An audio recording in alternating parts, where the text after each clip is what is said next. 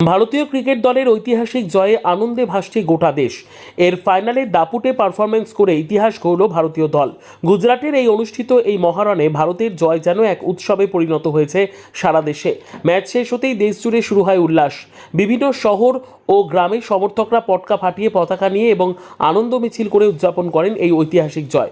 ভারতীয় দলের এই সাফল্যে খুশিতে আত্মহারা সাধারণ মানুষ থেকে শুরু করে ক্রিকেট প্রেমীরা। তবে ক্রিকেটে যেমন আনন্দ আছে তেমনই রয়েছে হতাশাও। ভারতের এই জয়ের পর প্রতিবেশী দেশ এবং এর কিছু সমর্থকদের মধ্যে ক্ষোভ ও হতাশা দেখা গেছে বলে দাবি করেছেন অনেকেই। এদিকে উত্তর দিনাজপুর জেলার সুফলগঞ্জ এলাকার বাসিন্দা ভবেশ দত্ত ভারতের জয় চিনিয়ে নিজের প্রতিক্রিয়া জানিয়েছেন।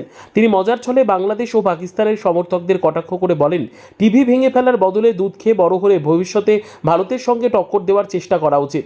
ভারতের এই ঐতিহাসিক জয়ের উল্লাসে এখনও মেতে রয়েছে গোটা দেশ। ক্রিকেট প্রেমীদের কাছে এই জয় শুধু একটি ট্রফি নয়, বরং গর্ব ও আবেগের এক বিশেষ মুহূর্ত।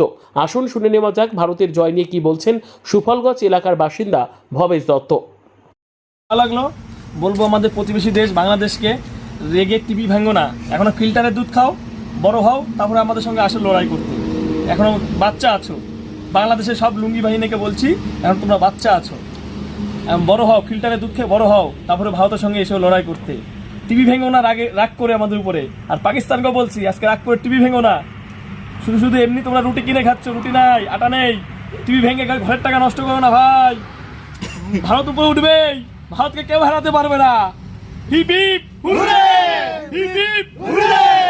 বাংলাদেশ পাকিস্তান এখানে ছোট আছো, ফিল্টারে দুধ খাও, ফিল্টারে দুধ।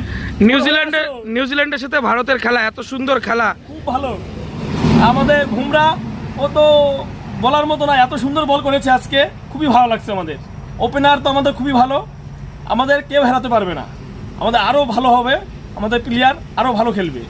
পরপর 2 বছরই ওয়ার্ল্ড কাপ জিতলো, টি20 ওয়ার্ল্ড কাপ, ইতিহাস গড়লো ভারত আজকে আহমেদাবাদের মাঠে। কিরকম লাগছে খুবই ভালো ভারতবাসী হিসাবে? খুবই ভালো লাগছে। সবাই বলছিল যে গুজরাটের মাঠে জিততে পারবে না, মাঠ বড়, ক্রিজ ভালো না, কিন্তু আজকে দেখিয়ে দিলাম ভারত সব জায়গায় পারে। ভারত সব জায়গায় পারে, সব মাঠে গিয়ে খেলতে পারে ভারত। Heap hip hurray.